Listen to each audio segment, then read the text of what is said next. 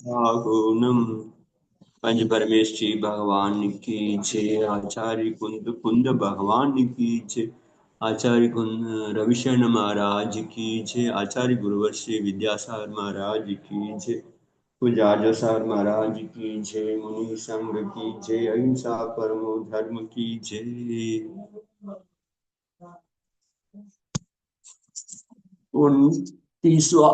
29th chapter அதிகாரம். நம்ம போன வாரம் எங்கே நின்னோம்னு கேட்டீங்கன்னா, கேவலி பகவான் கிட்ட இவரு போய் பாக்குறாங்க. ராமச்சந்திரஜி அங்க போறார். தேவர்களோட சண்டை போடணும் அப்படின்ட்டு போறார். என்னுடைய சீதாவை கூட்டின்னு கொண்டு போயிட்டாங்க, என்னை தனியாக விட்டு போயிட்டாங்க, நான் போய் அவங்களோட யுத்தம் பண்ண போறேன் அப்படின்னு சொல்லிட்டு போறார். யானையில இறங்கி போனோடனே அங்க சமூக சாரணத்துலதான் கேவலி பகவான் இருக்கிறாரு. அதுக்கப்புறம் சீதையும் அங்கே இருக்கிறாங்க. எல்லாரையும் பார்த்த உடனே ஒரு சமோசாரணம் போன உடனே அமைதி ஆயிட்டாரு. அப்புறம் பகவான் கிட்ட கேட்டாரு. பகவானும் சொன்னார். என்ன கேள்வி கேட்டாரு, என்ன பதில் சொன்னாரு போன வாரம். ஸோ அப்படி அவர் கேட்டு முடிச்ச உடனே அதுக்கப்புறம் விபீஷ்ணரும் அங்கதான் இருக்கிறாரு. கேவலி பகவான் கிட்ட சகலபூஷன் கேவலி பகவான் கிட்ட கை கூப்பி வினயத்தோட வேண்டுகிறார். ஏ தேவாதி தேவ், ராமச்சந்திரர் பூர்வ பவத்தில் என்ன நல்ல காரியம் செய்தார்? அவர் எதனால் அவருக்கு இவ்வளவு பலபத்ரன் அப்படின்ற பதவி கிடைச்சது? அவ்வளவு மகிமை சிறப்புகள் இருக்கிறது. 4 புருஷார்த்தத்து மர்மம் என்ன? அநேக சாஸ்திரங்களை படித்த அறிந்த ஏய உபாதேயம் தெரிந்த என்னுடைய அண்ணன் பிரபல பராக்கிரமசாரி தசானன் எந்த காரணத்தினால் மகாசதி சீதாவை தண்டகவனத்தில் இருந்து தனியாகவே பலபூர்வமாக பலவந்தமாக அபகரணம் செய்தார்? அதற்கு அப்புறம் லக்ஷ்மணனால் யுத்தத்தில் மரணம் அடைந்தார். இந்த அனைத்து ரகசியங்களையும் தெரிந்து கொள்ள தீவிரமான அபிலாஷை எனக்கு இருக்கிறது. பகவான், இதை பற்றி நீங்கள் கொஞ்சம் கூறுங்கள் அப்படின்னு விபீஷ்ணர் கேட்கிறார். சோ கேவலி பகவான், சகலபூஷண கேவலி பகவான் சொல்றாரு, ஏ லங்கேஸ்வர், ஸ்ரீராமுக்கும் மற்றும் லக்ஷ்மணனுக்கும் அநேக ஜென்மங்களாக பரஸ்பரம் பாசம் இருக்கிறது. பல முறை அநேக பவங்களில் அவர்கள் சகோதரர்களாகவே இருந்திருக்கிறார்கள். தசானன் ஜீவன் இருக்கிறது. லக்ஷ்மணனோடு அநேக பவங்களாக அதற்கு பகை இருந்து கொண்டு இருக்கிறது. ராமனருக்கும் லக்ஷ்மணருக்கும் பல ஜென்மங்களாக அநேக ஜென்மங்களாக சகோதர பாசம், சகோதர உணவு இருக்கிறது. தசானனோடு லக்ஷ்மணனுக்கு அநேக பவங்களாக சத்ரு தன்மை இருந்து கொண்டிருக்கிறது. இந்த காரணத்தினால் இந்த பவத்திலும் லக்ஷ்மணன் சமயம் பார்த்து அவருடைய யுத்தம் செய்து அவர்களை கொன்றான் அப்படின்னு சொன்னாரு. சரி, முழுமையான விவரம் கேட்க வேண்டும் என்றால் கவனமாக கேள், அவளுடைய முற்பவத்தை சொல்லுகிறேன் அப்படின்னு சொன்னார். அதனால நீங்களும் கவனமாக கேளுங்கள். ஆனா அப்புறம் ஞாபகம் மறந்து போயிடும். நான் கேட்க வேண்டியது ஆழமாக கவனமாக. ஜம்பு தீபம் பரதக்ஷேத்திரத்துல ஒரு நகரத்துல ஒரு சமயத்துல நயதத்தன் என்ற ஒரு வணிகன் இருந்தான். நயதத்தன் என்று சொல்லக்கூடிய ஒரு வணிகன் இருந்தான். அவனுடைய மனைவி சுனந்தாவோட வாழ்ந்து கொண்டிருந்தான். அவர்களுக்கு 2 புத்திரர்கள் இருந்தார்கள். ஒருவன் பெயர் தனதத்தன். அந்த தனதத்தன் தான் இப்ப ஸ்ரீராமராக ஆகிறார். சோ அந்த தனதத்தன், அது எத்தனையோ பவத்துக்கு முன்னாடி தனதத்தன் இருந்தாரு. அவருக்கு 2வது மகன் வசுதத்தன். அவர் தான் இந்த ஜென்மத்துல லக்ஷ்மணா இருக்கிறவர். இப்படி 2 பேர் அண்ணன் தம்பி, அந்த 2 குழந்தைகள் இருந்தாங்க, அந்த நயதத்தனுக்கும் சுனந்தாவுக்கும். சோ தனதத்தன், அப்புறம் இன்னொரு பேர் வசுதத்தன். அவனுடைய நகரத்துல, அதே நகரத்துல யஜ்ஞபலி அப்படின்னு சொல்லக்கூடிய ஒரு பிராமணன் இருந்தான், விப்ரன். அவன்தான் இப்பொழுது விபீஷணனுடைய ஜீவன். அதே நகரத்துல சாகரதத்தன் என்ற ஒரு ஒருத்தர் இருந்தார், வணிகன் இருந்தார். ये नाम का एक दूसरा वणिक, अपनी पत्नी வந்து ரத்னபிரபா. ஸோ அந்த நகரத்துல சாகரதத்தன்ற வணிகனும் அவனுடைய மனைவி பேர் வந்து ரத்னபிரபாவும் இருந்தாங்க. அவளுக்கு ஒரு பெண் இருந்தாள். அவள் பேர் வந்து குணவதி. ஸோ அந்த குணவதி யாருன்னு கேட்டீங்கன்னா அந்த ஜீவன் தான் இப்பொழுது சீதையாக இருக்கிறது. அப்ப அந்த காலத்துல அந்த பத்ரக்ஷேத்திரத்துல ஒரு 2 அண்ணன் தம்பி இருந்தாங்க. அப்புறம் வந்து விபீஷ்ணர் இருந்தாரு. அதே மாதிரியே அந்த சீதையும் அதே பாவத்திலேயே சம்பந்தப்பட்டவங்களா இருக்கிறாங்க. அப்புறம் வந்து குணவதியினுடைய அனுஜிகா நாம் குணவான். ஸோ அங்கே பாத்தீங்கன்னா குணவதியினுடைய இளைய சகோதரன் வந்து குணவான் அப்படின்னு இருந்தாங்க. அந்த குணவான் தான் இந்த பிறவிலையும் பாமண்டலனா ஆனாங்க. ஸோ பாமண்டனுடைய ஜீவன் வந்து அந்த குணவதிக்கு சகோதரனா இருந்துக்கிறான். ஜனதத்த ஜீவன் मनुष्य से देव एवं पुनः देव से मनुष्य होकर क्रम से उन्नति करता हुआ इस नवमे भाव में बलभद्र रामचंद्र हुआ है. ஸோ இந்த 9 பாவத்துக்கு முன்னாடி கதை இது. ஸோ 9 பாவத்துக்கு முன்னாடி தான் அவர் என்னவா இருந்தாரு, இது மாதிரி இந்த வசுதத்தன், அதுக்கப்புறம் இந்த 2 பேர் தனதத்தன் இருந்தார். ஸோ அந்த தனதத்தன் தான் என்ன பண்ணாரு, மனுஷனா இருந்தாரு. அதுக்கப்புறம் தேவன் ஆனாரு, மறுபடியும் தேவன்ல இருந்து மனுஷன் ஆனாரு, தேவன் ஆனார். இப்படி 9 பாவமாக அவர் உன்னதியை பெற்று 9வது பாவத்துல பலபத்ரனா ராமச்சந்திரனா பிறந்துக்கிறார். அதனால சம்ஷேபமாக ராமருடைய முழு அந்த 9 பாவங்களை பத்தி சொல்றாங்க. அதுக்கு முன்னாடி எங்க இருந்தாங்க, எப்படி இருந்தாங்கன்னு தெரியாது. ஸோ 9 லாஸ்ட் 9 பாவங்கள். ஸோ முதல் பாவம் வந்து வணிகன் வந்து தனதத்தன், அவங்க அப்பாவுக்கு மணிதர்சனா இருந்தாரு. அப்புறம் முதல் சொர்க்கத்து தேவனா போனாரு. அப்புறம் சேட் பத்மருச்சியா வந்து பிறந்தார் 3வது பாவம். 4வது பாவத்துல 2வது சொர்க்கத்துல தேவனா போனார். அப்புறம் 5வது பாவத்துல நயானந்தன் அப்படின்ற ராஜாவானார், ராஜா. அது அப்புறம் 4வது சொர்க்கத்துல போய் தேவனா பிறக்கிறாரு 6வது பாவத்துல. 7வது பாவத்துல பாத்தீங்கன்னா ஸ்ரீசந்திரன் அப்படின்ற ராஜாவானார். ஸோ 8வது பாவத்துல சொர்க்கத்து தேவன, 5வது சொர்க்கத்துல தேவனா ஆனாரு. 9வது பாவத்துல தான் ராமச்சந்திரன் பலதேவனா ஆனார். அப்ப முதல் சொர்க்கம், முதல் வந்து மனுஷனா இருந்து முதல் சொர்க்கம் போனாரு. அப்புறம் வந்து 4வது சொர்க்கம் போனாரு, 5வது சொர்க்கம் போனாரு. இப்படி சொர்க்கத்துல வந்து மேல மேல போன 1 2 4 5 அப்படின்னு 4 முறை தேவலோகம் போனாரு, 5 முறை மனுஷனா பிறந்தாரு. இது வந்து பலதேவனுடைய முன்புறவங்கள். ஸோ நயதத்த தூசா புத்திர வசுதத்தன். ஸோ நயதத்தன், அதாவது 2வது மகன் இருக்கிறான வசுதத்தன், அவன் வந்து अपने पंचदश भाव में वासुदेव लक्षण हुआ. ஸோ அவர் வந்து 9 பவம், இவருக்கு வந்து 15வது பவம்.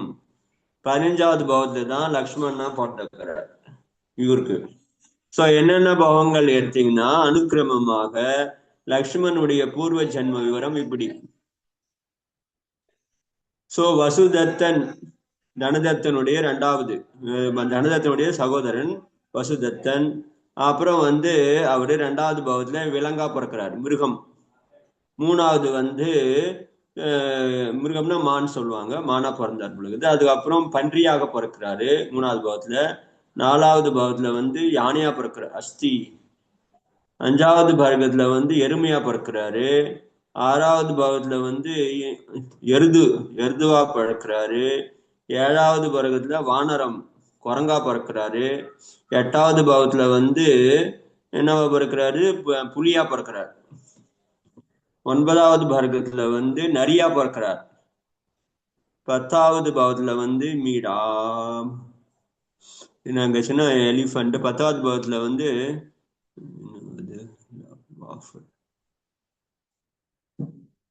மீடா மீடா 11வது பாவத்துல வந்து மீடா, அதாவது அது ஒரு விலங்கு தான், மீடான்னு சொல்லக்கூடிய ஒரு விலங்கா பிறக்கிறாங்க. 11வதுல வந்து அதுக்கப்புறம் ஜலத்தர் ஸ்தலச்சர் அநேக பேதங்கள். ஸோ அதுக்கப்புறம் கணக்கு கிடையாது. அது வந்து பூமியில பிறந்தது, விலங்கா பிறந்தது, அதுக்கப்புறம் வந்து தரையில பிறந்தது, அப்படி நிறைய பாகங்கள் எடுத்தது. அதெல்லாம் அதனால அதில் சேர்த்து விட்டாங்க ஜலச்சர் ஜலச்சர். அது அப்புறம் வந்து ஸ்ரீபூதி புரோகிதரா பிறக்கிறான். ஸ்ரீபூதின்ற புரோகிதர் பிராமணா பிறக்கிறார் 12வது பாவம். 13வது பாவத்துல வந்து வித்யாதர் புனர்வசு, வித்யாதர் புனர்வசுவா பிறக்கிறாரு. 14வது சொர்க்கத்துல வந்து திருதீய சொர்க்கத்து தேவன். 15வது இப்ப வந்து வாசுதேவனா பிறக்கிறாரு. ஸோ அப்புறம் வந்து பவிஷ்ய காலத்துல லக்ஷ்மண் என்னவா பிறக்கிறாருன்னு கேட்டீங்கன்னா நரகத்துக்கு போவார். பவிஷ்யமே மேகா, மேகா இதெல்லாம் நரகத்துக்கு போய் பிறக்கிறாங்க, நரகத்துல போய் பிறக்கிறாரு மேகா அப்படின்னு சொல்லக்கூடிய நரகத்துல. அப்புறம் வந்து குடும்பிகா புத்திரன், 2வது பாகத்துல குடும்பிகா புத்திரன், அப்புறம் தேவன், அப்புறம் வந்து ஒரு வணிகன், அப்புறம் போகபூமி ஜென்மன், அப்புறம் தேவ சக்கரவர்த்திகா புத்திரன், தேவனா பிறக்கிறாரு. அப்புறம் சக்கரவர்த்திக்கு புத்திரமா பிறக்கிறாரு. அதுக்கப்புறம் கிரமமாக உன்னதி கர்த்தாகுவா, அது அப்புறம் இம்ப்ரூவ் ஆகி அநேக உத்தம பவ தாரணுக்கர்.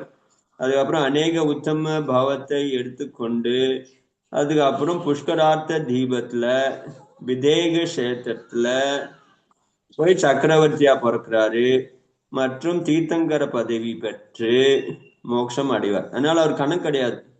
அதனால எப்போ போவாருன்னா எவ்வளவு காலங்க தின்னும். லக்ஷ்மண் வந்து இத்தனை பாவங்கள்ல பிறந்து நரகம் போய் அப்புறம் புத்திரனா போய் அதுக்கப்புறம் வந்து மேல மேல மேல போகபூமி தேவனா பிறக்கிறது, சக்கரவர்த்தி கூலியா பிறகுது, அதுக்கப்புறம் கிரமசா கொஞ்சம் கொஞ்சமா இம்ப்ரூவ் ஆகி கடைசியில தீர்த்தங்கர் பதவி பெற்று புஷ்கரார்த்த தீபத்துல வந்து விதேக கஷேத்திரத்துல போய் மோட்சம் போவாரு அப்படின்னு சொன்னார். ரங்கேஸ்வரன் இருக்கிறாரு தசானன் ஜீவன். பூர்வ பாவத்துல என்னவா இருந்தாரு, ராமர் இருக்கும்போது ஸ்ரீகாந்தன் நாமக்கி தனி வணிகதா, ஸ்ரீகாந்தன் அப்படின்னு சொல்லக்கூடிய ஒரு செல்வந்தனா இருந்தார். ததா குணவதி சீதாக்கி பூர்வ ஜீவக்கு பானேக்கு அபிலாஷா தி. அப்ப சீதை வந்து குணவதியா இருந்தாங்க, குணவதின்ற இதுவா இருந்தாங்க. அவங்க வந்து சேட்டோட பயனா இருக்கும்போது இவரும் அதே நகரத்துல தான் ஸ்ரீகாந்தன்ற செல்வந்த் இவரா இருந்தார், வணிகனா இருந்தாரு. அப்ப குணவதி சீதையை அடைய வேண்டும் சொல்லிட்டு ஆசை வந்தது. अपनी पूर्व भव की भिन्न भिन्न पर्याय में सीता उसकी भिन्न भिन्न पूर्व पर्याय में पाने की अभिलाषा रहा. அதுக்கு அவரு அதே மாதிரியே பல பவங்கள்ல அந்த சீதையை வந்து அடைய வேண்டும் அப்படின்னு பல பின்ன பின்ன அதுக்கு முன்ன பருவங்களெல்லாம் அவருக்கு அபிலாஷை இருந்தது. ஏன் அன்னைக்கு அபிலாஷை வந்ததுன்னா அதுக்கு முன்னாடி பகம் கணக்குல சொல்லலாம். அவங்க அந்த சீதையோட ஆசை வந்து பல பகங்களா இருக்கு. அப்புறம் அந்த வணிக பாவத்திலையும் சீதையை பெறணும், சீதையை அடையணும்னு சொல்லிட்டு இருந்தாங்க. இசைக்காரன் ரசாயனன் பசுமேபி வகு சீதாக்கு பானைக்கு அபிலாஷா ரகா. அதுக்கப்புறம் எத்தனை பாவங்களோட அந்த அவனுக்கு கிடைக்கல, இவங்களுக்கு கிடைச்சது, லக்ஷ்மணனுக்கு கிடைச்சாங்க, மனைவியானாங்க பல முறை. அதனால தசானன் வந்து ஒவ்வொரு நிறைய பாவங்கள்ல எந்த பாவங்கள்லயும் சீதையை பெற வேண்டும் அப்படின்னு நினைச்சாங்க. அப்ப சீதையினுடைய பரியாயம் இருக்குதா, பெண் பரியாயம் சொல்ல முடியாது, அவளும் பெண்ணாக தான் பிறந்து வந்துருக்காங்க. அதனால பெண்ணா பிறந்து இவனுக்கு வந்து அந்த பெண்ணை அடையணும்னு சொல்லிட்டு அபிலாஷை பல ஜென்மங்களாக இருந்தது, ஒரு நாள் 2 நாள் கிடையாது. इसके अतिरिक्त अपने भिन्न भिन्न पूर्व जन्म में दसानन लक्ष्मण की जीव की विरोध रहा. அதே மாதிரி பல முன்பாவங்கள்லையும் சீதை காரணமாக லக்ஷ்மணனோட விரோதி பாவம் இருந்தது. ஏன்னா ஒவ்வொரு பாவத்திலையும் சீதையை வந்து லக்ஷ்மணன் கல்யாணம் பண்ணிக்கிறார். லக்ஷ்மணன் கல்யாணம் பண்ணிக்கிறதுனால அவனோட விரோதம் தசானனுக்கு இருந்துனே வந்திருக்கிறது. இப்படி பல பாவங்கள்ல லக்ஷ்மணனோட ஜீவனுக்கு விரோதம் இருந்தது. அதே மாதிரி பல பாவங்கள்ல சீதையை பெற வேண்டும் என்று அபிலாஷையும் இருந்தது. இசி வைமனச के कारण लक्ष्मण उसे दशानन जन्म में निषेध किया. இந்த காரணத்தினாலதான் சீதை காரணமாக லக்ஷ்மணன் வந்து இந்த பாவத்துல வந்து அந்நியா பண்ணிட்டாங்க. போன பாகங்கள்லாம் அவனுக்கு வந்து பல பாகங்களுக்கு வந்து மனைவியா இருந்தவங்க தான் சீதை. இந்த பாகத்துல வந்து அந்நியானாங்க. அதனால அந்த சீதைக்காக தசானனோட ஏற்கனவே பல பாகங்களா விரோதம் இருந்தது. அதனால அவர்களை இந்த ஜென்மத்துல கொன்றாரு. संक्षेप में दशानन पूर्व जन्म में इस प्रकार का है. இதனால எந்த ஒரு சண்டையும் இன்னைக்கு முன்னோட முடியறது கிடையாது, இன்னைக்குதான் வந்ததுன்றது கிடையாது.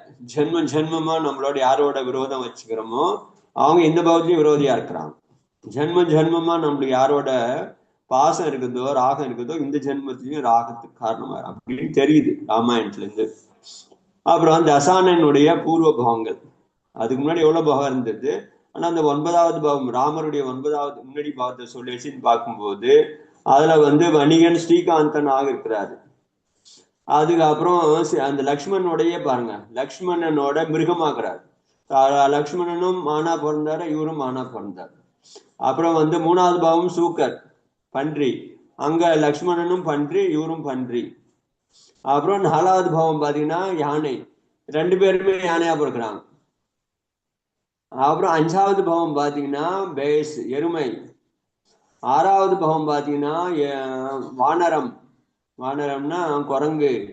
7வது பாவம் வியாக்ரம் புலி. 8வது பாவம் ஷாலி நரி.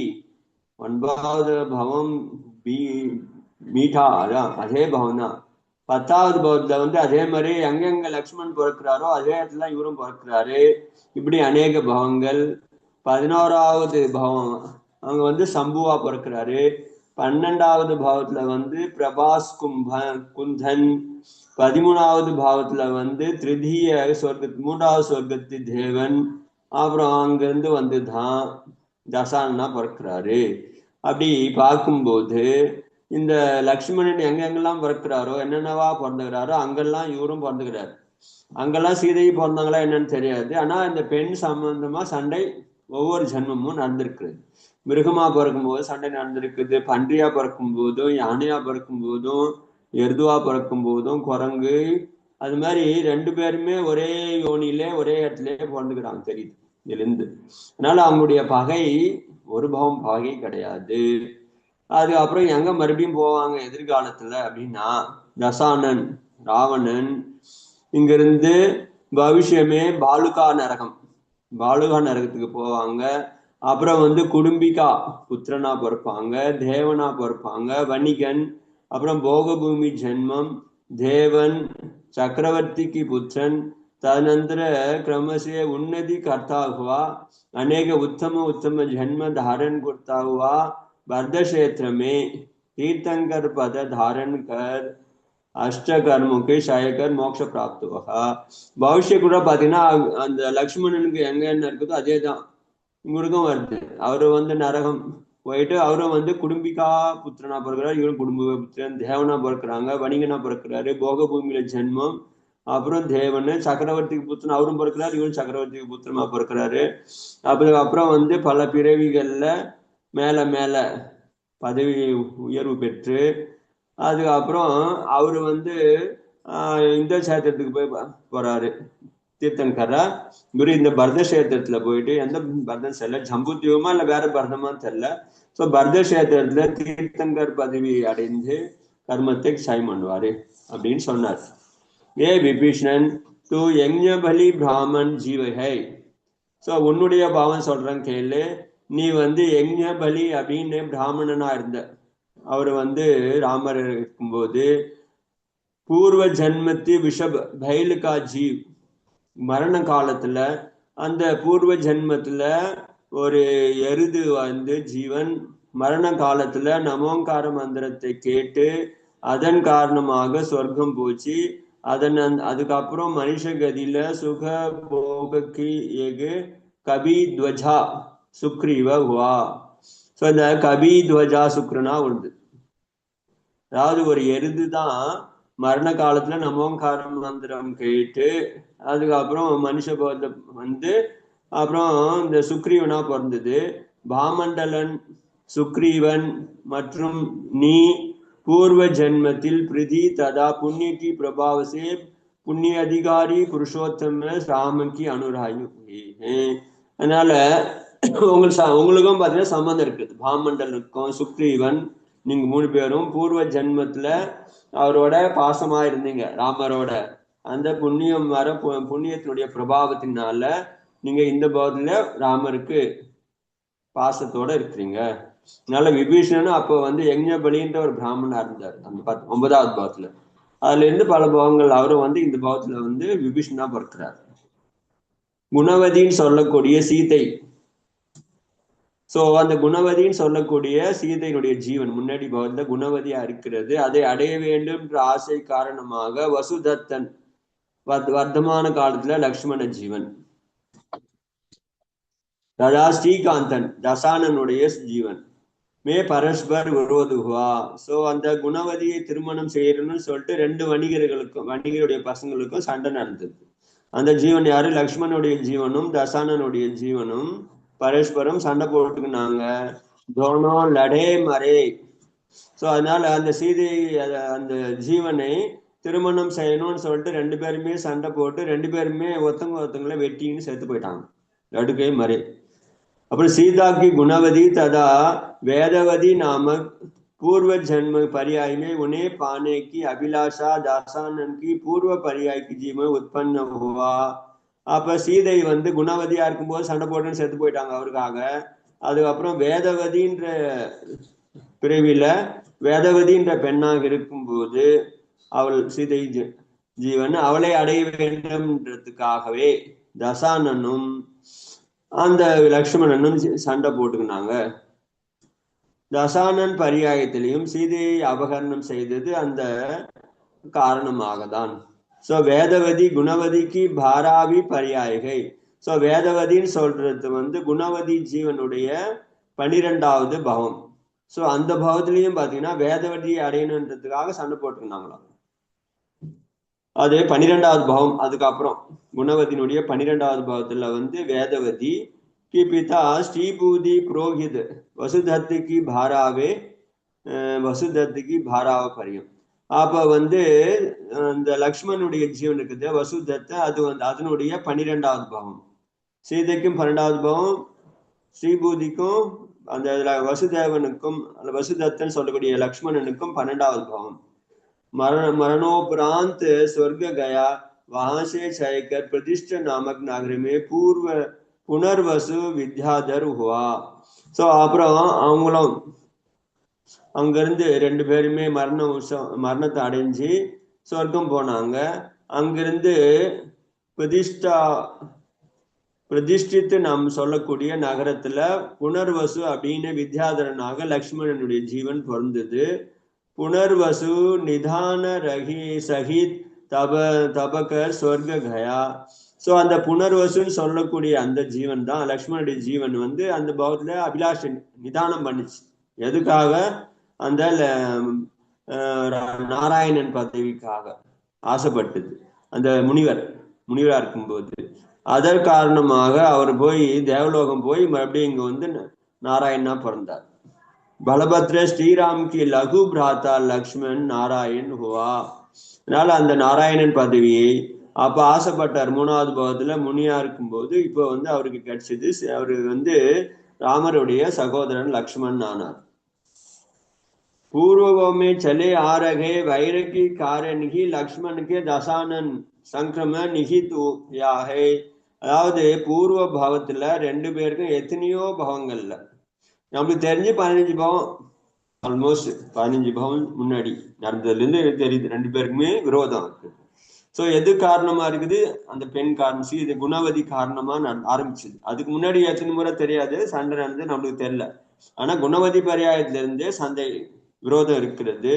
லக்ஷ்மணனுக்கும் அந்த தசானனுக்கும் சீதை காரணம். தசானன் அந்த விரோதம் காரணமாக தான் தசானன் இந்த ஜென்மத்துல சீதைக்காக கொன்றான் அப்படின்னு சொல்றார்.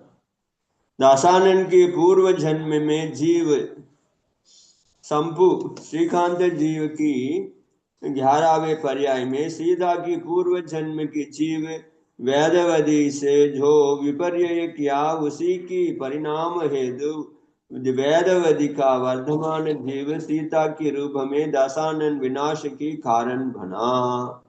ஸோ தசானனுடைய பூர்வ பாவம் அது வந்து சம்புன்னு சொன்னேன்னு அந்த சம்பு பாவத்துல, அதாவது ஸ்ரீகாந்த வணிகனுடைய 11வது பாவத்துல சீதையை பூர்வ ஜென்மம் வந்து அந்த சமயத்துல வந்து வேதவதியாக இருந்தது. அப்பொழுது வேதவதியை வந்து இவன் கொன்று விட்டார்கள். அதாவது ஆபத்து, அதாவது கிடைக்கலன்னு சொல்லிட்டு கொண்டுட்டாங்களா, அந்த மாதிரி என்னவோ தெரியல, கொண்டுட்டாரு. உசிக்கு பரிணாம். சோ அதனால சீதை தனக்கு கிடைக்கலன்னு சொல்லிட்டு அவர் இது மாதிரி பண்ணிட்டார். இப்போ அந்த காலத்துல பண்றாங்கல்ல, கிடைக்கலன்னா பொண்ணுங்க கிடைக்கலன்னா கொண்டுடுறாங்கல்ல, அது மாதிரி கொண்டுட்டாரு. அதனுடைய பரிணாமம் தான் இந்த பாவத்துல சீதை காரணமாக ராவணன் கொல்லப்பட்டான் காரணமாச்சு. சம்சாரமே ஜோ அந்நிய கிசிக்கா வத கர்த்தேகி. அதனால ஆச்சாரியர் சொல்றாரு, சம்சாரத்துல பிறவியில எந்த ஜீவனை நாம் கொள்ளுகிறோமோ பலஸ்வரூப அகிலே ஜன்மமே வகி உஸ்கி துவாரா நிகித்து ஓத்தாகே. அதனுடைய விளைவு என்ன இருக்குது, எந்த ஜீவன் கொல்லப்பட்டதோ அதே ஜீவனே திரும்பி அந்த ஜீவனை கொன்று விடுகிறது. ஏகி பரம்பராகத்து நியமக. இது பரம்பரையாக வரக்கூடிய நியமம். இது இஸ் ஜகத்துமே துக்கி மூல காரன் வைர பாவகி ஹை. அதனால பகவான் சொல்றாரு, இந்த உலகத்துல வந்து துக்கத்திற்கு மூலமான காரணம் வைரபாவம் தான். அதனால பிராணிகள் சாகியே पारस्परिक वैर भाव को त्याग कर क्षमा भाव धारण करे. அதனால விரோத பாவத்தை விட்டு விட்டு க்ஷமா பாவத்தை நீங்கள் கிரகணம் செய்யுங்கள் அப்படின்னு பகவான் சொல்றாரு. தாக்கி வைரக்கா சிங்காலு இசி பாவசே டூட் ஜாயே. அதனால அந்த வைரபாவம் பல ஜென்மங்களா கூட நமக்கு யாரோட வைரபாவம் இருந்தா கூட நீங்க க்ஷமாவை எடுத்துக்கொண்டீர்கள், ஆனால் அந்த வைரபாவம் இந்த பாவத்துல உங்களுக்கு முடிஞ்சு போயிடும், இல்லைன்னா அது அப்படியே கண்டினியூ ஆகும். ஆகாமி பாவமே பி உஸ்கி புனராவித்து நா ஹோனே பாயே. அதனால அடுத்த பாவங்களில அது மறுபடியும் திரும்பி வராமல் பார்க்கறது தான் நம்மளுக்கு இந்த தர்மம் செய்யணும்னு சொல்றது. அதனால விரோத பாவம் யாருக்கிட்ட இருக்கிறதோ அவங்ககிட்ட போய் மன்னிப்பு கேட்டு அவங்களை மன்னித்து சமாபாவம் பண்ணுங்க. இல்லைன்னா உங்களுக்கு இதே விரோதம் அடுத்த பாவத்துல கூட வரும், அடுத்த பாவத்திலயும் வரும். அது அப்படியே தொடர்ச்சியாக செயின் போல வரும்னு சொல்றாரு. அதனால வீணாக நம்ம என்ன பண்றோம், யாரோடையும் வைரபாவம் அணிகாத்து அப்ப விரோத பாவம் பண்ணாம இருக்கிறது தான் நல்லது. இல்லைன்னா ஏதோ நம்மளுக்கு விளையாட்டா பண்ணா கூட பல பாவங்கள்ல அது வந்து விடுகிறது. ஸோ அந்த குணவதிக்காக ஏதோ அவங்க குணவதி பண்ணதுக்காக 2 பேரும் வணிகர்கள் பசங்க அடிச்சுக்கினானுங்க, கொண்டு செத்துப்பிட்டானுங்க. அதோட முடியல கதை. தசானன் கதையிலையும் தசானன் எத்தனை பாவங்கள்லாம் அவங்களுடைய மரணம் அது இருக்கிறது. தசானன் பாவத்திலையும் வந்து அந்த சீதை காரணமாக லட்சுமணன் கொண்டுட்டார். இன்னும் அதுக்கப்புறம் சம்யுக்தம் வந்துச்சு, அதுக்கப்புறம் குறைச்சிக்கலாம். வரலன்னா மித்யாபாவம் வந்துச்சுன்னா அவ்வளவுதான் சொல்லிட்டாரு. फिर केवली भगवान कहा, फिर भगवान சொன்னாரு, ஏ விபீஷ்ணன் आप सीதை की अपवाद की कारण सुनो. சரி, சீதையை எதுக்கு இப்படி பழி வந்தது, எதுக்காக மக்கள் அவளை பழி சொன்னார்கள், அதற்கான காரணத்தை கேளு. ஒரு சமயம் சுதர்ஷன நாமக் முனிராஜ், சுதர்ஷனன் சொல்லக்கூடிய ஒரு முனிவர் காட்டில் இருந்தார். उसकी समीप उनकी बहिनी सुदर्शना नामक आरिहा सम धर्म श्रवण कर रही थी. सो ஒரு முனிவர் அண்ணன் தம்பி 2 பேருமே என்ன பண்ணாங்க, தீட்சை வாங்கிக்கினாங்க. அண்ணன் வந்து முனியாகி அவருக்கு ஓரதவம் பண்ணி அவர் வந்து காட்டுல இருக்கிறாரு. அப்பொழுது தங்கையா இருக்கக்கூடிய அந்த ஆரிகை அவங்க போயிட்டு, அவங்க சகோதரி, ஆனால் சுதர்ஷனான்னு பேர் அவங்களுக்கு, அந்த ஆரிகை போயிட்டு வணங்கி தர்மம் கேட்குறாங்க. அவர் வந்து மகாராஜ் சொல்றாரு, லோன் கேட்கும்போது தர்மம் சொல்றாரு. सीता की पूर्व भव की जीव वेदवती की वेदवती ने मुनि का एक अपवाद किया था. அப்போ வந்து சீதை வந்து சின்ன பொண்ணா இருக்கிறா, வேதவதின்னு சொல்லக்கூடிய ஒரு அந்த வேதவதி பரியாயம் தான். அவர்கள் முனியை பத்தி தவறாக பரப்பி விட்டுறான். பாருங்க, அந்த மகாராஜ் ஒரு பெண்ணோட, அது ஒரு ஆரிகையோட பேசிக்கொண்டிருந்ததை நான் பார்த்தேன். அவங்க பத்தி அவங்க ஏகாந்தமான ஸ்தானத்துல. சோ முனிக்கு ஏகாந்த ஸ்தானமே ஏகாக்கி நாரிக்கு சமீப பைட்டா தேகாத்தா. சோ அந்த முனிவர் ஒரு ஆரிகையினுடைய அருகில் அமர்ந்திருந்தார், தனியாக இருந்தார், யாருமே கிடையாது அப்படின்னு சொல்லிவிட்டார். ஸோ அதனாலதான் சொல்றதுக்கு ஆடியோ சாஸ்திரி எல்லாம் சொல்லுவாங்க. ஸோ எப்பயுமே 2 பேர் தனியா இருக்கக்கூடாது. ஸோ 2 பேர் ஜென்ஸாவது இருக்கணும் அல்லது 2 பெண்களா இருக்கணும். ஸோ ஒரு மகாராஜ் இருக்கிறாங்கன்னா தனியா ஆரிகை போகக்கூடாது. எப்பயுமே சகோதரனா இருந்தா கூட சரிதான், போகக்கூடாதுன்னு சொல்லுவாங்க. ஏன்னா 2 பேரா தான் போகணும். போனாங்கன்னா இது மாதிரி அபவாதம் வர்றதுக்கான சந்தர்ப்பம் கிடையாது. அல்லது ஒரு ஆரிகை இருக்கிறாங்க, ஒரு பெண் இருக்கிறாங்கன்னா 2 முனிவர்களாவது இருக்கணும். அப்பதான் ஒரு பெண்ணு போய் அங்க போய் பேசணும். தனித்தனியாக இருக்கும்போது பேசக்கூடாது அப்படின்றது ஒரு ரூலாவே சொல்லியிருக்கிறாங்க. எல்லா கதையிலுமே பாத்தீங்கன்னா, ஏன்னா அவங்களுக்கு தெரியும் நான் சகோதரி, அண்ணன், தம்பின்னு. ஆனா சீதைக்கு என்ன தெரியும்? அல்லது சீதை என்ன பாக்குறான், என்னப்பா மகாராஜ் போய் தனியா ஒரு மாதாஜியோட பேசுங்கிறாங்க பாரு, ஐயோ ஐயோ என்னமோ பேசுறாங்கப்பா, ஏன்னா அவ்வளவு பக்கம் என்ன கிடக்குது பேசுறதுக்கு அப்படின்னு ஒரு பழியை தூட்டி விட்டாங்க. அதன் பலன் என்ன ஆச்சு? उस अपवाद की सुनकर मुनि ने एक नियम ले लिया कि इस मिथ्या अपवाद की निराकरण होने पर ही मैं आहार ग्रहण करेंगी. அப்ப எல்லாரும் மக்கள் கிட்ட பேச ஆரம்பிச்சிட்டாங்க. இது போய் சொல்லிடுச்சு அந்த பாப்பா. அந்த என்ன ஆச்சு, வேதவதி ஏதோ ஒரு மகாராஜ், இந்த மகாராஜ் ஒரு அவர் மாதாஜியோட தனியா உட்காந்து பேசியிருந்தாரு, தனிமையில் இருந்தாங்க அப்படின்னு. தனிமையில் இருந்தாங்கன்னா மக்கள் அப்படி சொல்லணுமா என்ன? ஐயோ ஐயோ போச்சு ஓ அப்படின்னு சொல்லிட்டு எல்லார்கிட்டையுமே எங்க தனிமையில் 2 பேரும் பேசினாங்களாம், 2 பேரும் பேசினாங்களே தெரியுமா உங்களுக்கு அப்படின்னு ஊர் பூரா பரவிடுச்சு. அப்புறம் அந்த முனிவர் மேல ஒரு சந்தேக கண் வந்து பழியாயிடுத்து. அப்புறம் அவருக்கு தெரிஞ்சிச்சு இது மாதிரி மகாராஜுக்கு இது மாதிரி வந்த உடனே அவர் என்ன நியமம் எடுத்துக்கிறாரு, நான் ஆகாரத்தை தியாகம் செய்கிறேன், எது வரைக்கும் இந்த பழி நீங்குகிறதோ அது வரைக்கும் ஆகாரம் சாப்பிடுறதில்ல, இந்த பழி நீங்கினாதான் ஆகாரம் எடுத்துக்கொள்வேன் அப்படின்னு எடுத்துக்கினாராம். முனிராஜுக்கு ஆகாருக்கு கிரகணமே அந்தராய ஹோத்தா.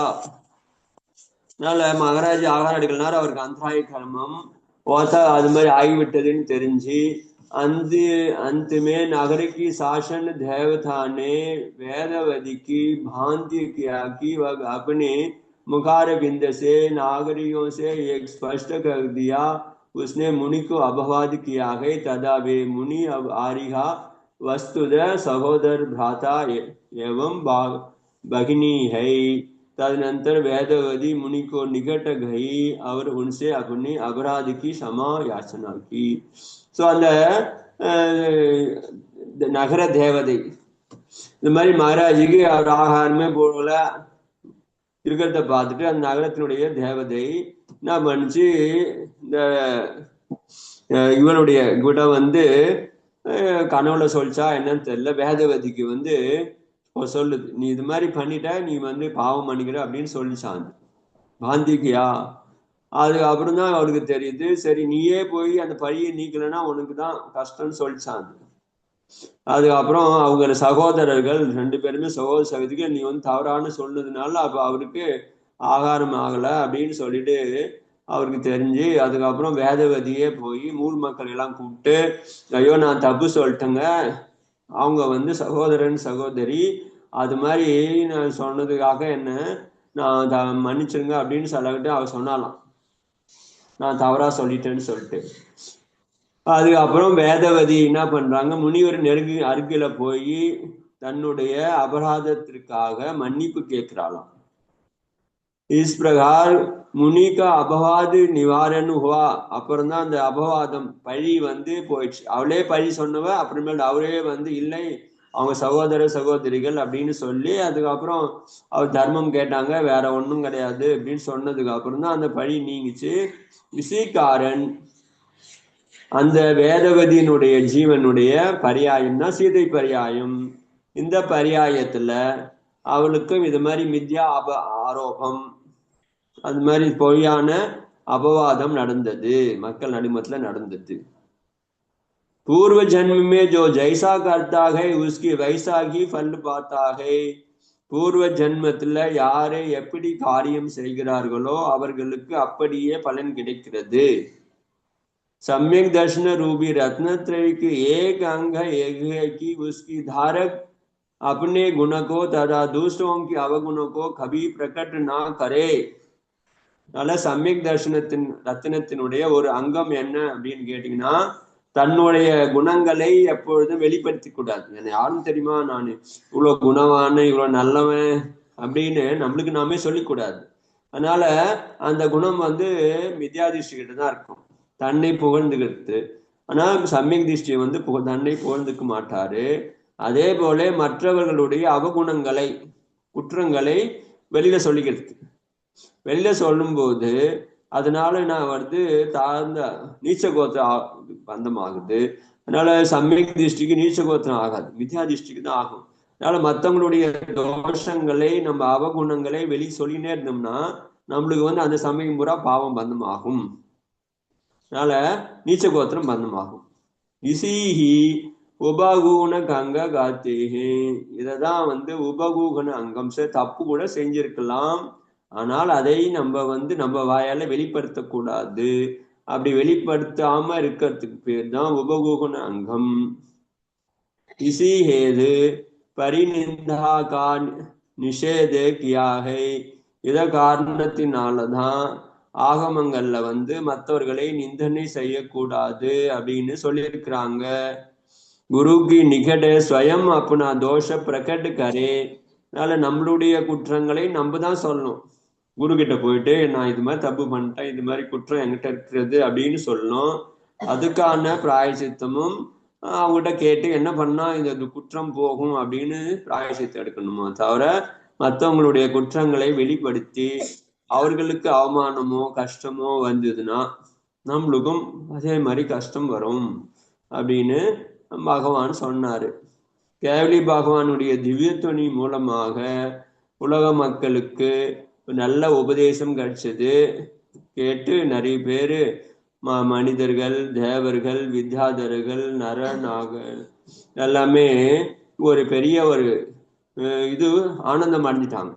ஏன்னா ராமருடைய வரலாறு, சீதையோடைய வரலாறு, பலதேவன், நாராயணனுடைய முற்பவங்களை இவங்க சொல்லிக்கிறாங்க. ஸோ இதை வந்து சுருக்கமா சொல்லிட்டாங்க இது. ஆனா மூலத்துல பாத்தீங்கன்னா நல்லா விரிவா இருக்கிறது. நீங்க மூலத்துல படிச்சீங்கன்னா வச்சுங்களேன் இன்னும் நிறைய அழகா விளக்கமா சொல்லுவாங்க. இவங்க சுருக்கமா சொல்லிட்டாங்க, ஏன்னா புக்கு வெர்சாகுன்னு சொல்லிட்டு. கேவலி பகவான் மகா உபதேசத்தை கேட்டு சேனாதிபதி கிருதாந்த வக்ரன் ராமரிடத்தில் வினயபூர்வமாக சொல்றாரு. யாரு? சீதையை கொண்டு போயிட்டு விட்டு வந்தார்ல சேனாதிபதி கிருதாந்த விக்ரன். ஸோ அவர் எப்பவுமே ஃபீலிங்ல இருக்கிறாரு, ஐயோ நம்ம கொண்டு போய் சீதையை விட்டு வந்தோமேனு. இப்ப சீதையும் தீட்சை வாங்கிக்கினாங்க. அவர் கதை எல்லாமே புரிஞ்ச உடனே கேட்ட உடனே அவரு ராமர்கிட்ட போயிட்டு பணிவோட கேட்கிறாரு, ஏ சுவாமி, இந்த வாழ்க்கையில ஒரு பயனும் கிடையாது. நான் அனாதி காலமாகவே மித்யாத்துவம் காரணமாக அப்படியே சுற்றி கொண்டு வந்து கொண்டிருக்கிறேன். மகா துக்கத்தையும் அனுபவித்திருக்கிறேன். இந்த மனுஷ பாவத்தை நான் வந்து சார்த்தகமாக பயன்படுத்திக்கணும், நல்ல பயன்படுத்தி கொள்ள வேண்டும். அதனால நான் முனியாகி தவம் செய்ய போகிறேன். என்னுடைய எண்ணம் வந்து முனியாகுகிற வேண்டும் என்று. அதனால் நீங்கள் வந்து உத்தரவு கொடுக்க வேண்டும் அப்படின்னு ராமர் கிட்ட கேட்டார். ராமர் சொல்றாரு, ஏ பந்து, உறவினரே, சகோதரரே, இந்த தீட்சை இருக்குது சாமானியமான விஷயம் கிடையாது. அவர் ராமர் சொல்றாரு, ரொம்ப ரொம்ப கஷ்டமானது, மிகவும் கஷ்டமானது. நீ சம்சாரத்துல ஸ்நேகி பாந்தியன் தியாகங்கி சம்சாரிக்கு ஸ்நேகம். சரி, அதனால நீ போய் எப்படி அவ்வளவு பெரிய தாவத்தை மேற்கொள்ள போற, கஷ்டத்தை ஏத்துக்க போற? இந்த சம்சாரத்துல உன்னுடைய மோகத்தை நீ எப்படி தியாகம் பண்ண முடியும்? உன்னால பசி, தாகம், குளிர், வெயில், அப்புறம் வந்து துர்ஜனங்கள் சொல்லக்கூடிய அது மாதிரி வச்சனங்கள், திட்டுறது, இது மாதிரி அநேக பாதகங்களை நீ எப்படி சகிப்பாய் அப்படின்னு ராமர் கேட்குற. அதெல்லாம் ஒன்றும் வேணா உன்னால் சகிக்க முடியாது. நீ படாதி சனாதிபதியாக இருந்துக்கிற, நாளைக்கு போய் சாமானிய ஆளு ரோட்ல போறானா உன்னை திட்டுவான், இது பாரு வந்துட்டாரு இப்படின்னு சொல்லிட்டு. நீ பெரிய அப்படிப்பட்ட சேனாதிபதியா இருக்கக்கூடிய நீ எப்படி இதெல்லாம் சகிச்சுப்ப? அது மாதிரி பசி வந்துச்சுன்னா எங்க போவ நீ? உனக்கு தாகம் எடுத்துனா எங்க போய் தண்ணி கேட்க முடியும்? உன்னால கேட்க முடியாது, யாருன்னா கொடுத்தாதானே. இது மாதிரி ஒரு கஷ்டமான சூழ்நிலையில தீட்சை எடுக்கிறது. அதனால வேணாம பார்த்துக்கலாம், மொல்லமா பார்க்கலாம் அப்படின்னு சொல்றாரு ராமரே. ஆனா கிருதாந்த வக்ரன் சொல்றாரு, ஏ தேவ், जब मैं आपकी स्नेह रूपी अमृत का भी त्यागने में समर्थ हुआ, तब अन्य किसी की वस्तु का त्याग करने में लिए क्या कठिन है? அவர் என்ன சொல்றாரு, உங்க மீது இருக்கக்கூடிய அந்த ஸ்நேகத்தையே, அதாவது அமிர்தமாக நீங்க எவ்வளோ என் மீது பாசம் வச்சிருக்கீங்க, அந்த ஸ்நேகத்தையே நான் தியாகம் செய்ய முடிவு பண்ணிட்டேன்னா எனக்கு மற்றவங்க வீடு மனைவி குடும்பம் அது தியாகம் பண்றது ஒரு கஷ்டமும் கிடையாது. உங்க மேலதான் நான் அதிகமா பிரியம் வச்சிருந்தேன், நான் இப்போ உங்களையே தியாகம் பண்ண போறேன். மற்ற விஷயங்கள்ல என்ன தேகுது தியாகம் பண்ண என்ன கடினம் இருக்கிறது? ஏ தயாலு, ஜல்தே ஹுயே கரும் சே, எரிந்து கொண்டிருக்கும் வீட்டில் இருந்து எந்த தயாவான் என்ன பண்ணுவாரு, வெளியில போக நினைப்பாரு. அவரை போய் போகக்கூடாதுன்னு யாராவது தடுத்தாங்கன்னா அவங்க புத்திசாலின்னு சொல்ல முடியாது. அதனால இப்ப எரிந்து கொண்டு இருக்கும் வீட்டுல இருந்து வெளியில போறதுக்கு உதவுவாங்க. தப்பிச்சு போன்னு சொல்லிட்டுதான் தயாவான்னு சொல்லுவாங்களே தவிர, நீ போகக்கூடாது, நீ வெளில போகக்கூடாது, நீ என்னை விட்டு போகக்கூடாது அப்படின்னு கை பிடிச்சி இழுத்துப்பாங்க. அப்ப இதான ரெண்டு பேருமே எரிஞ்சு போக வேண்டியதுதான். அவங்களும் எரிய வேண்டியதுதான், இவரையும் எரிச்சிக்க வேண்டியதுதான். அதனால நீயாவது ஓடி போயிடு, என்னாலதான் முடியல, நீ ஓடி போயிடுன்னு சொல்லிட்டு வெளில தள்ளி விடுறாங்க பாருங்க. நிறைய பேர் பசங்கள்லாம் உள்ள மாட்டினாலும் சின்ன சின்ன பசங்களாம் தூக்கி தூக்கி வெளில போடுவாங்க, ஓடி போட்டாங்கன்னு சொல்லிட்டு. அப்பதான் அவங்கதான் தயாவான். அதனால அவருக்கு உதவி செய்யணுதுதான் நம்மளுக்கு முக்கியமா இருக்கிறது. அதனால நீங்க தடுக்க மாட்டீங்கன்னு நினைக்கிறேன். என்னை இந்த சம்சாரம் என்ற இந்த மகா கோரத்தீயிலிருந்து என்னை காப்பாற்றுங்க அப்படின்னு சொல்றார். கிருதாந்த பக்தனுடைய வசனத்தை கேட்டு சிறிது சிறிதாக மோகத்தம் அப்பதான் இவரு கம்மியாகும். இப்ப இது வரைக்கும் இவர் தீட்சை எடுக்கணும், அது எடுக்கணும், அதெல்லாம் கிடையாது. என்ன பண்ண போறீங்க, என்ன சாமானிய மக்கள் மாதிரி தான் இருக்கிறாரு அவரும். அதெல்லாம் ஒன்றும் பண்ண வேணாம், நல்லா சௌக்கியமா இருங்க, எதுக்கு போக போறீங்க? இப்ப பாத்தீங்கன்னா 70 வயசு ஆயிடுச்சு, 75 வயசு ஆயிடுச்சு, அதெல்லாம் நீ போகக்கூடாது, வீட்டை விட்டு போகக்கூடாது. அப்படி போய் தீட்சை எடுக்க போறனா கூட என்ன சொல்றாங்க, ஐயோ நீ போகக்கூடாது, என்னை விட்டுட்டு நீ போகக்கூடாது, நானும் நீங்க ரெண்டு பேருமே ஒன்னாதான் இந்த வீட்டுக்குள்ள இருக்கணும். அது வெளியில நெருப்பு எரிஞ்சாலும் சரி, என்ன எரிஞ்சாலும் சரி, ரெண்டு பேருமே ஒன்னாதான் சேர்த்து போகணும். நெருப்புல மாட்டினார் ஒன்னா நான் விட மாட்டேன் அப்படின்னு சொல்றவங்க மத்தியில இருந்து அவ்வளவு மோகம் இருக்குது. ஸோ இந்த மோகத்தை இப்ப கொஞ்சம் அவருக்கு கம்மியாச்சு. அப்ப ராமர் சொல்றார், ஏ கிருதாந்த பக்தன், நீ பெரிய புண்ணியசாலி. जो मेरे सी विप्रुज को त्याग कर जिन दीक्षा धारण करने में उद्यम हुआ, நீ என் மீது உள்ள பாசம் உனக்கு நான் சொன்னதை நான் கீழே கோட்டை தாண்டாதவன் சேனாதிபதி. சீதையை கொண்டு போய் விட்டுவானா கண்ண முடின்னு கொண்டு போய் விட்டு வந்துட்டாரு. எந்த இடம்னு சொல்லிட்டு கூட யோசிக்காதவர். அப்படிப்பட்டவர் அப்படி நீ என்னையே நீ தியாகம் செய்து விட்டு தீட்சை எடுக்கணும்னு நினைக்கிறேன், அதனால நீ பெருமைக்குரியவன். ஏ பந்து, முனிவதத்தை எடுத்து இன் ஜென்மமே துமே மோட்ச பிராப்தி நா ஹோ, உனக்கு மோட்சம் கிடைச்சா நல்லது, உனக்கு மோட்சம் கிடைக்கவில்லை என்றால் ஏவம் கேவல் தேவகதிக்கு உபலப்த ஹோ, சப்போஸ் முனி தீட்சை எடுத்து நீங்க சமாதி அடைஞ்சு தேவனாக பிறக்கலாம்.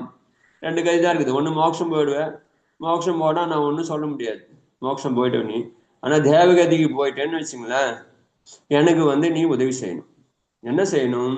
சோ சங்கடக்கே சமை, எனக்கு சங்கடம் வரும்போது எனக்கு நீ உபதேசம் செய்து என்னை நீ விழிப்பாக அடையணும். என்னை நான் எப்படியா மோகத்துல போயிட்டேன், பாசத்துல போயிட்டேன், அப்போ உபதேசம் பண்ணி, டே நீ இந்த பாரு, நீ என்கிட்ட சொன்ன இது மாதிரி பண்ணக்கூடாது அப்படின்னு உபதேசம் பண்ணி என்னை திருத்தணும் நீ அப்படின்னு சொல்றாரு. அது மாதிரி நிறைய பேருக்கு கதை வருது. ஒரு சகர சக்கரவர்த்தி வாழ்க்கையில பாத்தீங்கன்னா ஒரு மணிபத்ரன் ஒரு தேவன் அதே மாதிரியே போன ஜென்மத்தில் அவர் ரெண்டு பேருமே தேவலோகத்துல இருந்தாங்க. அப்ப ரெண்டு பேருமே பேசிக்கிறாங்களாம். என்ன பேசினாங்க, தபார் யாரு நான் பூமியில முன்னாடி போனாலும் சரி, நீ சீக்கிரம் போனாலும் சரி, நான் சீக்கிரம் போனாலும் சரி, இன்னொருத்தங்களுக்கு தெரியும் கண்டிப்பா அவிஞானம் இருக்கிறது. என் ஃப்ரெண்டு அங்க போய் பூமியில பிறந்துட்டாருன்னு தெரியும். பிறந்த உடனே நீ எனக்கு உபதேசம் செய், இது மாதிரி நம்ம முனி தீட்சை எடுத்துக்கோ, நீ தியாகம் பண்ணு, மோட்சத்துக்கு போகும்னு சொல்லிட்டு உபதேசம் பண்ணோம். ஆனா அங்க போனதுனாலே அந்த காத்து பட்டாலே போறோம், இந்த பூமியில காத்து பட்டாலே போகும், மோகம் வந்துடுது, பாசம் வந்துடுது. அதுக்கப்புறம் யாருமே அதுக்கப்புறம் தீட்சைலாம் எடுக்க மாட்டாங்க. அதனால இப்போ எனக்கு வைராகியம் இருக்குதுல்ல, அதே மாதிரி வைராகியத்தை நீ உற்பத்தி பண்ணும் அப்படின்னு சொல்லிட்டு 2 பேருமே பேசிக்கிறாங்க. அதுக்கப்புறம் சகர சக்கரவர்த்தி ஜீவன் தான் சீக்கிரம் வந்து அங்கிருந்து தேவனா இருந்து மறுபடியும் மனுஷனா வந்து பிறந்து சக்கரவர்த்தி ஆயிட்டார். அப்புறம் அவருடைய நண்பர் இருக்கிறாரு, அவர் தேவனா இருக்கிறார். அப்புறம் இவர் பாத்தீங்கன்னா அங்க இங்க வந்ததுக்கு அப்புறம் இவர் சக்கரவர்த்தி பதவி கிடைச்சது. அப்புறம் 60,000 மனைவி பசங்க கிடைச்சாங்க, 96,000 மனைவி கிடைச்சாங்க. அப்படியே மஸ்த் ஆயிட்டார், அப்படியே அதுலயே வாழ்ந்து போயிட்டார். அது அப்புறம் எவ்வளவோ சொல்லி சொல்லி பாக்குறாரு அவரு. மணிகேது வந்து வேற நேராவும் சொல்லி பார்த்தாரு, வேற வேற வடிவுகளும் சொல்லி பார்த்தாரு. ஆனா இவரு கேட்கற மாதிரி கிடையாது, அப்படியே முழுகிட்டார். அப்பதான் என்னடா பண்றது, இப்படி எல்லாம் நம்ம சொன்னாலும் இவர் ஒன்றும் கேட்க மாட்டேன்றாருன்னு சொல்லிட்டு 60,000 பேரையும் மயக்கம் அடிக்க வச்சு அவர் வந்து சொல்லிடுறாரு, உங்க பசங்க 60,000 பேரும் இறந்து போயிட்டாங்கன்றார். இறந்து போயிட்டாங்களா? ஆமா, இறந்து போயிட்டாங்கன்னு சொல்லி அதுக்கப்புறம் அதுக்கு முன்னாடி ஒரு சொல்றாரு, எங்களுடைய அதுனே போறார், பிராமணன் வடிவத்துல போய் சொல்லுவாரு, ஐயோ என்னுடைய மகன் இறந்து போயிட்டா நீ இதுதான் காப்பாத்தணும். அது இறந்து போயிட்ட மாதிரி நீ எப்படிதான் காப்பாத்துறதுன்னு சக்கரவர்த்தி கேட்கிறாரு. ஏன் காப்பாற்ற முடியும், உங்களால முடியாதான்னு. முடியாது. அப்புறம் நிறைய தடவை கேட்பாரு. அப்போ சொல்றாரு, நீ போயிட்டு எந்த வீட்டுல போயிட்டு யார் வீட்டுல யாருமே இறக்காத வீடா பார்த்து நீ கொஞ்சம் தர்பம் வாங்கினுவா, அதோன்னு சொல்றாரு. அதுக்கப்புறம் போய் பார்த்தா எல்லார் வீட்லயும் கேட்டா எல்லார் வீட்லயும் யாராவது ஒருத்தர் செத்து போயிருக்கிறாங்க. சாகாத வீடே கிடையாது அந்த நகரத்துல. திரும்பி சொல்ற எல்லா வீட்டுக்கும் போனுங்க, அந்த யார் வீட்லயுமே யாருமே இறக்கலன்னு யாருமே சொல்லாரு, செத்து போய் தான் இருக்கு சொல்றாங்கன்னு தெரிஞ்சுக்கணும்ல. அதனால எப்படி செத்து போகணும் வரமாட்டாங்க அப்படின்னாரு. அப்பதான் இவர் சொல்றாரு, அப்படின்னா உங்களுக்கும் அதே கதி தான், உங்க பசங்க கூட செத்து போயிட்டாங்க, 60,000 பேர் செத்து போயிட்டாங்கன்னு ராஜா கடை ஹார்ட் அட்டாக் மாதிரி வந்துடுது. மைகாட் சிவந்தர் எப்படி ஆயிட்டாரு, ஐயோ அவங்க கைலாசகிரி போனாங்க. அப்ப வந்து அது மாதிரி ஏதோ பாம்பு தீண்டிடுச்சு, ஏதோ ஒரு தேவேந்திரன் வந்து இது பண்ணிட்டாரு அப்படின்னு சொல்ல உடனே அவர் தீட்சை வாங்கிக்கினாரு. அப்புறம் இவர் தீட்சை வாங்கினதுக்கு அப்புறம் அப்பவே பசங்களை எல்லாம் காப்பாத்துறாரு. அதுக்கப்புறம் சொல்றாரு, நான் தான் உன்னுடைய சகோதரன், உன்னை எப்படியாவது தீட்சை வாங்க வைக்கணுன்றதுக்காக தான் நான் அது மாதிரி ஒரு நாடகம் பண்ணேன் அப்படின்னு சொல்றாரு. ஸோ அது மாதிரி இங்கேயும் சொல்றாரு இவர் கதையில, நான் 2 பேரும் நீ எனக்கு இருந்தேன், நான் எப்பனாவது கஷ்டத்துல வந்தேன்னா நீ வந்து தேவனா இருந்தனா என்னை வந்து உபகாரம் பண்ணணும், எனக்கு உபதேசம் பண்ணணும், என்னை வந்து நல்வழிப்படுத்தணும் நண்பரே. எதி தூ மேரா உபகார் மான்தேகை, இந்த பாவத்துல நீ எனக்கு நான் செஞ்சத ஏதோ உபகாரமா நினைச்ச, நான் உன்னை சேனாதிபதி ஆகணும் அதை நீ உபகாரமா நினைச்சனா நீ வந்து தேவகதிக்கு போனதுக்கு அப்புறம் என்னை மறக்க கூடாது, எனக்கு வந்து உபதேசம் செய்யணும் அப்படின்னு சொல்றாரு. சரின்னு சொல்லிட்டு கிருதாந்த வக்ரனும் சரி அப்படியே செய்கிறேன் அப்படின்னு வினயத்தோட அவருக்கு நமஸ்காரம் பண்ணாரு.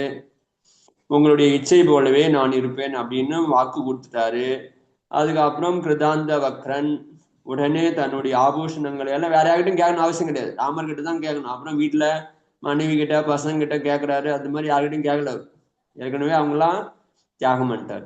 உடனே அதே இடத்துல கேவலி பகவானுடைய எதிர்க்கவே உடனே போய் வஸ்திர ஆபூஷணம் எல்லாம் எடுத்து போட்டு கேசலோச்சனம் பண்ணி தியாகம் பண்ணி கேவலி பகவானுக்கு முன்னாடியே நமஸ்காரம் பண்ணி முனி ஆயிட்டார், அங்கீகாரம் பண்ணிட்டாரு. அவர் எடுத்ததை பார்த்த உடனே நிறைய பேருக்கு, நிறைய ராஜாக்களுக்கும் இது மாதிரி தன்னுடைய சக்திக்கு ஏத்தார் போல ஏதோ ஒரு முனி ஆக முடியலனாலும் அணுவிரதம் சின்ன சின்ன விரதங்களை எடுத்துக்கினாங்க, தியாகம் பண்ணி உத்தம ஸ்டாபகர் ஆனாங்க. சில பேர் வந்து சுல்லக் ஆனாங்க, சில பேர் வந்து பிரதிமாதாரி ஆனாங்க. இப்படி அந்த ராமருடைய முற்பிறவியை கேட்டு, ராம லக்ஷ்மண சீதையுடைய முற்பிறவியை கேட்டு பலர் வந்து விரதங்களை கிரகணம் பண்ணாரு. அதுல முக்கியமானவர் வந்து இந்த கிருதாந்த வக்ரர், அவர் வந்து தீட்சை வாங்கினது தான் பெரிய விஷயம் அது. அப்புறம் மற்ற மனிதர்கள்லாம் சாவர்களா ஆனாங்க. சுர அசுரர்கள் நரநாகரிக பெண் ஆண் பெண்கள் எல்லாமே சகலபூஷன் கேவலியை பகவானை நமஸ்காரம் செய்து அப்புறம் அவங்கவுங்க இடத்துக்கு போயிட்டாங்க. அங்கே உட்காருக்கல யாருமே, சமோசாரணம் கிடைச்சது, தர்மோபதேசம் கேட்டாங்க, விரதம் வாங்கினாங்க, வீட்டுக்கு போயிட்டாங்க. ஸோ இப்போ தர்மோபதேசம் கேட்ட உடனே அவங்கவுங்க வீட்டுக்கு போயிடுறாங்களா, அது மாதிரி அப்பயும் போயிட்டாங்க. ராமரும் லக்ஷ்மணரோடு கேவலி பகவானை வணங்கிட்டு எல்லா சாதுக்களையும் நமஸ்காரம் பண்ணிட்டு அப்புறம் ஆரிகை சீதா கிட்டமும் போய் சீதையும் மனைவியா இருந்த சீதையை இப்ப வந்து ஆரிகை சீதையையும் வணங்கி நமஸ்காரம் செய்து சொல்றாங்க, ஏ பகவதி, ஏ தேவி பகவதினா ஸோ இப்போ வந்து பூஜைக்குரியவர் ஆயிட்டாங்க.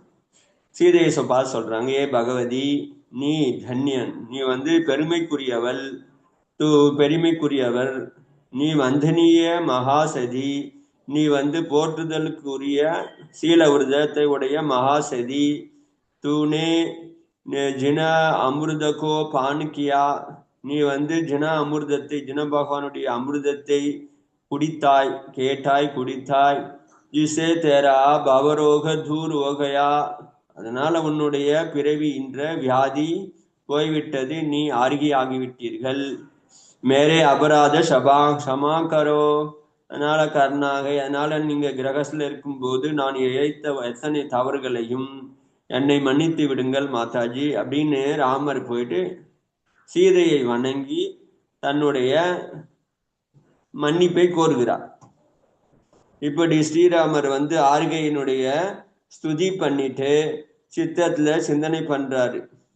மேகி கர்ஜனா சேபி பயபீத் ஹோனே வாலே, அதாவது மேகத்தை இடி இடிச்சாலே பயம் அடையக்கூடிய சீதையா இருக்கும்போது பயம் இடி இடிச்சாலே பயந்து போயிடுவாங்க.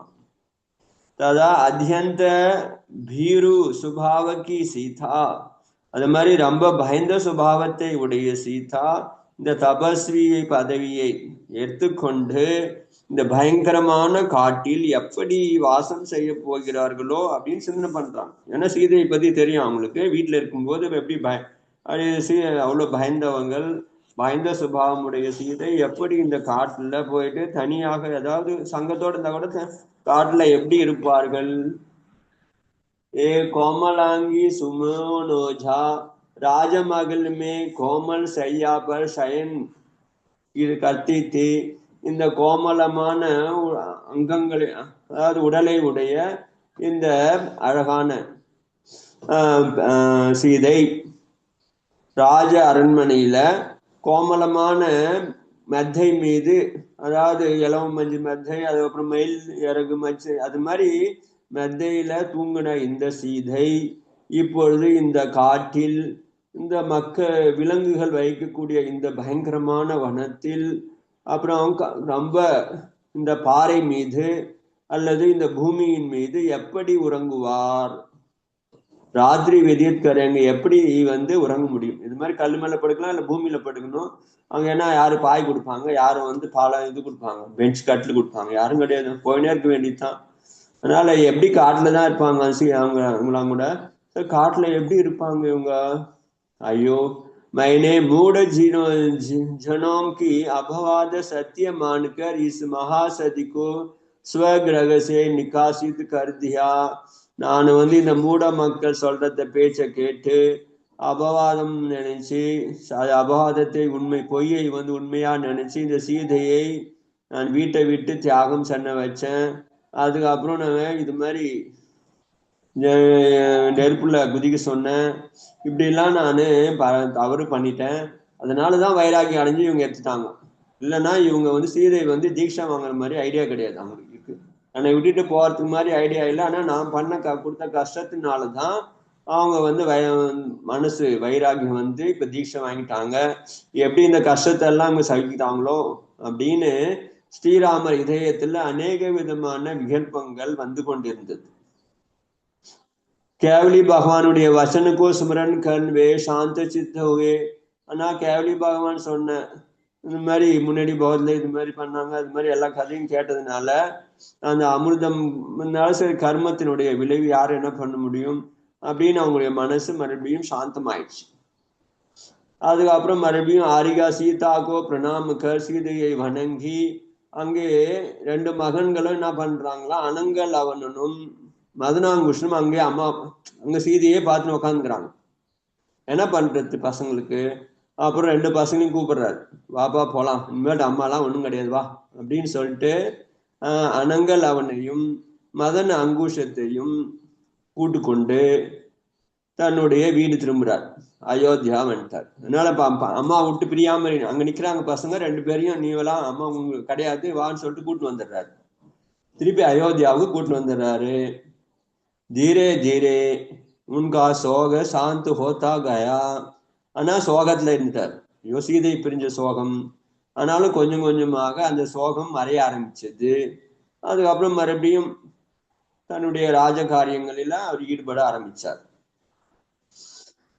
அப்பொழுது இங்க கதை இருக்கிறது, ஸ்ரேனிகன் ராஜா மகாவீர் பகவான் இருக்கிறதுனால அப்பொழுது ஸ்ரேனிகன் என்ன கேட்கிறாரு, கேட்கிறாருன்னு கேட்டீங்கன்னா அங்க கௌதம கந்தரிடம் கேட்கிறாரு. சரி, நீங்க இவ்வளவு கதை சொல்லிங்கிறீங்களே, இந்த அனங்கல் அவனன் மதனாங்குஷ் பூர்வ ஜென்ம விருத்தாந்தம் பத்தி கேட்கிறாரு. அதை பத்தி அவரும் சொல்கிறார். யாரு? இந்த லவகுஷனுடைய, ஆனா இவங்க கதை இன்னும் வரவே இல்லை. யார் இந்த லவன்? அவர் குஷன். அனங்க லவன், அவரு மதனாங்குஷ் பூர்வ ஜென்மனுடைய கதையை கொஞ்சம் சொல்லுங்க அப்படின்னு இவர் கௌதம் சுவாமி கேட்கிறாரு. அப்ப கௌதம் சுவாமி கிட்ட ஸ்ரேனிகன் கேட்கிறாரு. அந்த வரலாறு நாளை பார்க்கலாம். போதி சமாதி பரிணாம சுத்தி ஸ்வாத்மோபலப்தி சிவசௌக்கிய சித்தி चिंतामणिं चिंतितवस्तु धानि त्वामन्त्यमानस्य ममास्तु.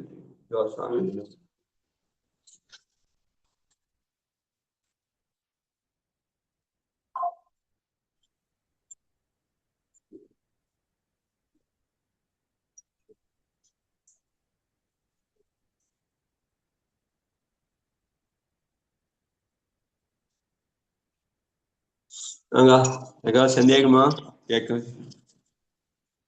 புரிஞ்சுதுஜி. ஆனா இது வரைக்கும் நான் எனக்கு இந்த இது இன்னைக்குதான் புதுசா இருந்தது. சீதையும் லக்ஷ்மணன் தான் பல பாவமா கல்யாணம் பண்ணிட்டாங்க. அவன் ராமர் கூட தான் பல பாவமா அந்த ரிலேஷன் இருந்துருக்கு போல இருக்கு. அதனாலதான் ஒன்னாவே இருக்காங்க. அதனாலதான் சீதா வந்து அந்த இவரு தவம் பண்றப்ப சீதா வந்து இது தேவனா இருக்கிறப்ப வந்து டிஸ்டர்ப் பண்ணுவா அப்படின்ற மாதிரி கேட்டுருவோம் இல்லையா? அப்ப வந்து அவ பல பாவமா அவங்க ரெண்டு இருக்கனால விட்டுட்டு போறதுக்கு இன்னும் அந்த நம்ம ஒன்னா போலாம் அப்படின்ற மனசு இருக்குன்னு. பட் லக்ஷ்மணோடதான் அவ்வளவு பாவத்துல இது. அந்த இதனாலதான் தசரதன்றது இன்னைக்குதான் புதுசா கேட்டேன். இது வரைக்கும் எனக்கு தெரியல. சொல்லுங்கப்பா, அப்பா ஏதோ கேட்கலாம். சொல்லுங்க. இந்த விபீஷ்ணன் வந்து முதல்ல இவர கேவலி பகவானை வணங்கி கேட்கிற பொழுது பல்ராமர் பதவி எப்படி இவருக்கு கிடைச்சது ராமருக்கு, அது என்ன காரணம், எப்படி அப்படிங்கிற மாதிரி ஒரு கொஸ்டின் வைக்கிறாரு. அதுக்குண்டான நேரடி பதிலா எனக்கு ஒன்றும் நீங்க சொன்னதுல புரியல. கொஞ்சம் அதை பத்தி சொல்லுங்க. ஆனா இது சுருக்கமா சொன்னதுனால இதுல புரியல. ஆனா அது மூல கதையில பாத்தீங்கன்னா சொல்லியிருப்பாங்க. ஒவ்வொரு பாவத்துக்கு வந்து ஒன்லி இது பேர் மட்டும்தான் கொடுத்தாங்க. ஒவ்வொரு பாவம் பத்தி சொல்லிட்டு அப்படியே விட்டாங்க. ஆனா ஒவ்வொரு பாவத்தினுடைய விரிவாக்கம் வந்து சொல்லணும்னா அது பெருசா போகும்னு சொல்லிட்டு அது சொல்லவே இல்லைங்க. சரி சரி சரி. அதான் அவர் கேட்ட கேள்விக்கு கரெக்டான டைரக்டா ஒண்ணும் அந்த ரிப்ளை வரல. அவர் மேல மேல மூலத்துல இருக்குது அந்த பாவம். அந்த மூணாவது பாவத்துல வந்து அவங்க என்ன பண்ணாரு, தபம் பண்ணாரு. சோ அப்புறம் அந்த அந்த வரலாறு எல்லாம் இருக்கு. சீதை அந்த ஃபுல் ஸ்டோரி எல்லாம் வரல இல்ல, சும்மா சுருக்கமா இது ஒன்லி கதை சுருக்கம் தான் இது. சரிங்க சரிங்க. அந்த கேள்விக்கு டைரக்டா ஒரு பதில் ஒன்றும் தெரியலையே என்னடா அதுன்றதுக்காக கேட்டோம். பாக்கி எல்லாம் ஓரளவுக்கு சொல்லிட்டாரு. நீங்க அவர் விபீஷணன் கேட்டதுக்கு எல்லாத்துக்கும் ஓரளவுக்கு பதில் அதுல வந்துருச்சு. இது ஒண்டி டச் ஆகாம இருந்த மாதிரி இருந்தது, அதனாலதான் கேட்டேன். வேற ஒண்ணு தெரிஞ்சுக்கலாம் ஆசை. படிக்கணும்னா நான் மூலத்துல படிச்சுன்னா தெரியும். சோ அவருடைய எல்லா டீடைலே வரும். மூலத்தை படிக்கிற அளவுக்கு ஞானம் கிடையாது. நீங்க சொன்னதே போதும். தேங்க்ஸ் ஜி. வந்தனைச்சு வந்தனைச்சு. ஓகேக்கா. ஓகேங்க. வேற யாருனாக்கா? வேற யாருக்கா சந்தேகம்? இன்னும் ராமருக்கும் வைராகியம் வந்து ராமருக்கு இல்ல, வராங்க. ஆனா வந்தாலும் அதே பக்கத்துலயே மோட்சம் போயிடுறாரு அவரு.